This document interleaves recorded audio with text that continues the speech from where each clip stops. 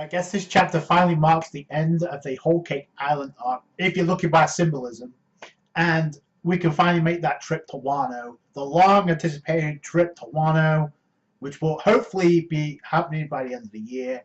Looks like we're heading for the Reverie next, so that's going to be hype. So this was Oda's way of tying up most loose ends of this arc, but at the same time setting up for the future conflict, and I'll get into that in a minute. But we see Luffy on the cover of Weekly Shonen Jump alongside the rest of the Shonen protagonists, and Luffy's donning the Izuku Midoriya outfit from My Hero Academia, so that was kind of cool. We go to the color spread, and you could take this one of two ways.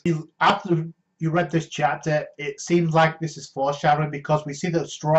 Everyone exception of Luffy, Chopper, and Usopp are pretty much gingerbread men, including Zoro. So that could be some type of foreshadowing, especially because for sure Luffy's got a reason to come back now. So we start off, I guess with Sanji finding out that Pedro sacrificed himself to make sure the Straw Hats escaped, and I like how it was character one saying, "Don't blame yourself, Sanji, because it was Pedro's choice to return a favor because you helped out the Minks, you helped out Inuyasha and Nekomamushi and the rest of the Minks when Jacket invaded and attacked the Minks. So if it weren't for you, Pedro would have been dead too. So he repaid a debt, and I don't know if Pedro's still alive, if we're going to see him again. A lot of people seem to think we will.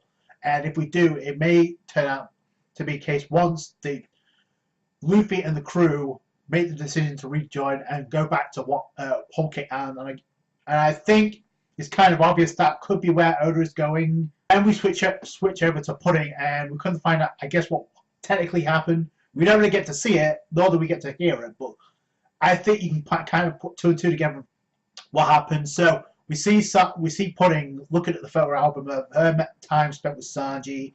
Everything from Pudding misleading Sanji to the whole thing with Pudding and Sanji at the altar. And by the way, we just reached that point in the anime where Sanji lifted up the veil and was about to kiss her, and Pudding got complimented on her third eye, which pretty much was the turning point of this entire arc, in my opinion.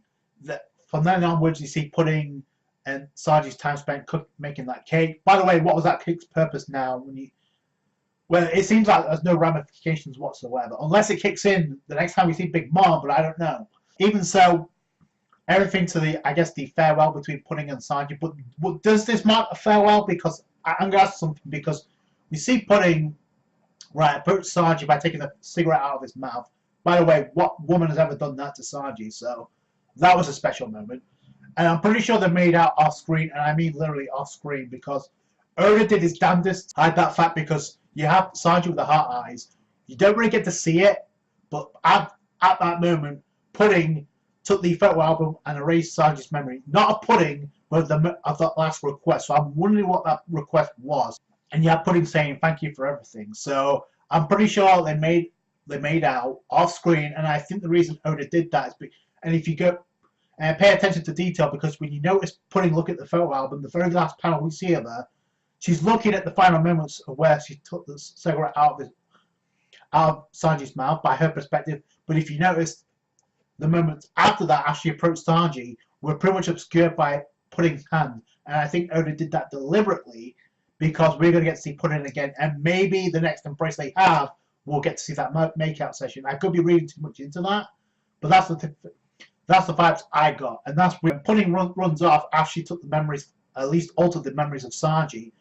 Sanji did not forget about Pudding. So what was the last request, Pudding-chan? So he knew there was a last request, but like I said before, I think she altered his memory, which she did. But I don't think that was the last we'll see of Pudding. Do you? Let me know what you guys think in the comments. Speaking of finalized characters, or characters we're definitely going to get to see again, we get to see Katakuri in the Mirror World, and I knew we would before the end of this arc was wrapped up. Literally, by the time this arc wrapped up, we see him being patched up by Brule, and we kind of get some characterization on it. Katakuri, the way he was being teased as a kid, obviously because of his mouth. Kids were, I guess, abusing him because of his mouth, and he's kind of like Pudding in that regard, where it came too much, so he's like, yo, I'm not going to let you guys mock me, so I'm just going to kill your asses. He took out, I guess, he kicked the asses of a lot of kids that were teasing him. Problem was, this forced the kids to respond and actually attack Brule, which ended up giving them a scar. I mean, that they really took that too far. It's got the cut her face, and that's why she got the scar. And then you got Katakuri actually tearing up. You noticed, I think that was over than Daifuku in the flashback as kids, so that was kind of cool.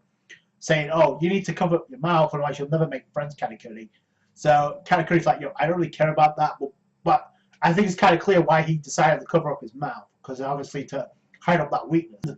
When Brule's asking him, hey, when you fought off against Luffy and you fell over, you could have fell off on your stomach instead of you chose to fall on your back to lift this burden, and which is nothing but a lie at this point. So Katakuri doesn't have to go through that burden anymore.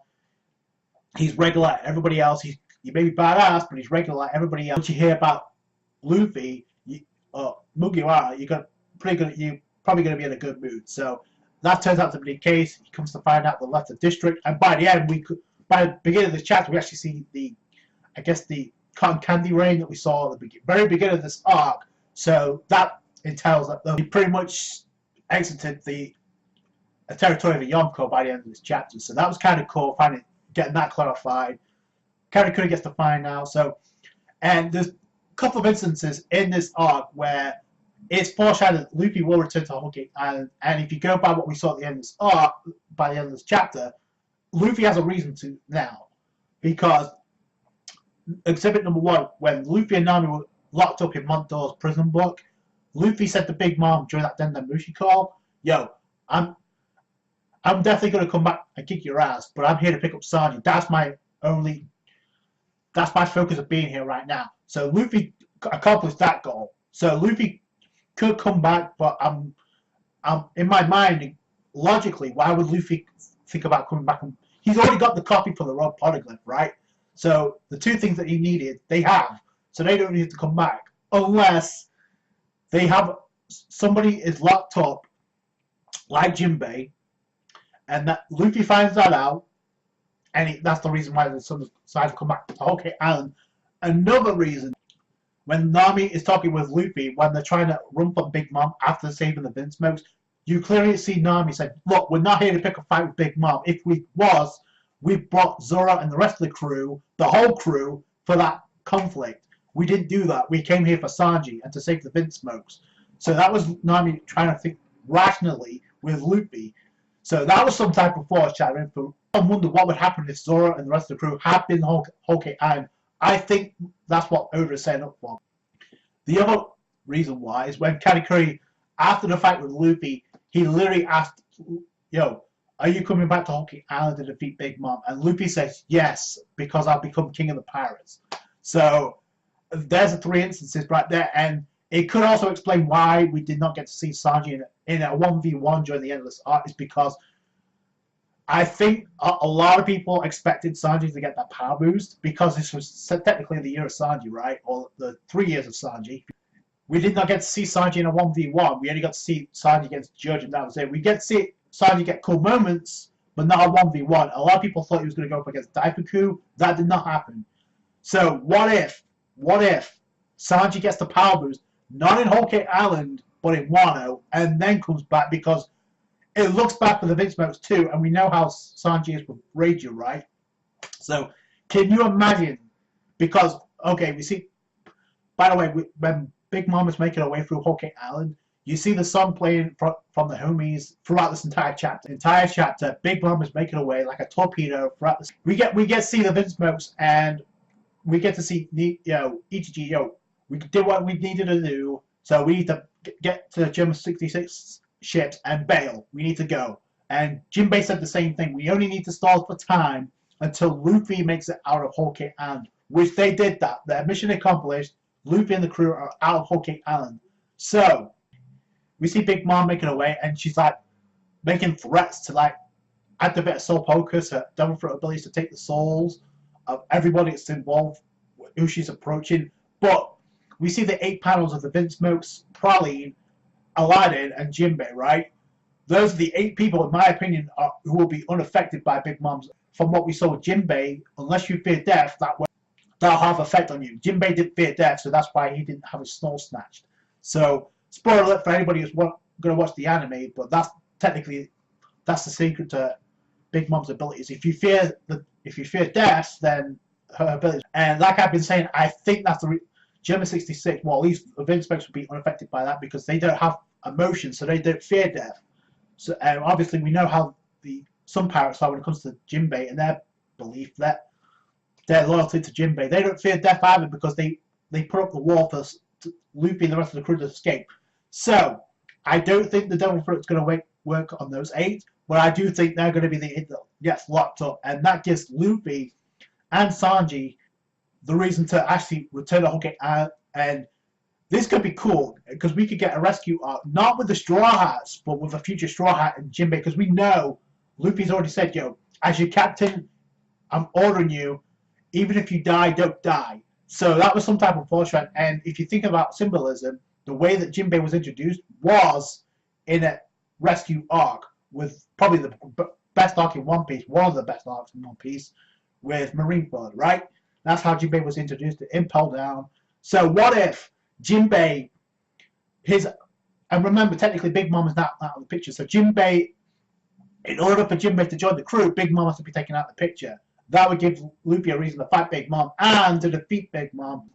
Finally introducing Jinbei to the rest of the crew. The whole crew that's there. I was kind of thinking, why isn't Jinbei going to Whole Cake? Why isn't he going to Wano? That could be the reason why, because Big Mom's story isn't over yet. And technically, Sanji would have to go too, the rest of the Vince too, because that's the whole reason he stayed on Whole Cake Island. So this could be kind of cool if that's the direction her is going in. I could be spitballing here, I probably am, but let me know what you guys think down below. Sanji actually asking, I should be okay if I cook up something for you guys. At the same time, going to Sanji's real dad at the Baratier with Zeph. Actually, also cooking for customers at the Baratier. At the same time, you have a split screen of Sanji and Zeph making meals for. In Sanji's case, it's for the Straw Hats with Luffy's group, and with Zeph's case, it's customers at the Baratier. So I thought that was a cool way to end this arc with the real father and son. And another reason too why Judge may not have acknowledged Sanji yet is because maybe that's the reason. If he does get locked up by Big Mom, maybe, and Sanji does come back to rescue him, that may be where Judge actually finally acknowledges. Pretty good arc, and it marks the finale of the Whole Cake Island. So let me know what you guys think down below of this arc entirely. Obviously, rejoin kind of created the best 2 characters in this arc. I don't think we've seen the last of Pudding. I don't think we've seen the last of Katakuri, so let me know what you guys think down below. We're making that way to Wano now, so this is going to be hype from here on in. So, and here's another thing too, before I wrap this up. By the time we see Luffy again, he could have returned to fight Big Mom. He could have awakened Gear 5th. So, think about that. So, that's it from me. Thank you so much for watching. Like this review if you did. Appreciate that. Let me know what you guys think about Whole Cake Island. Subscribe, chat for more. Catch you guys later. Bye.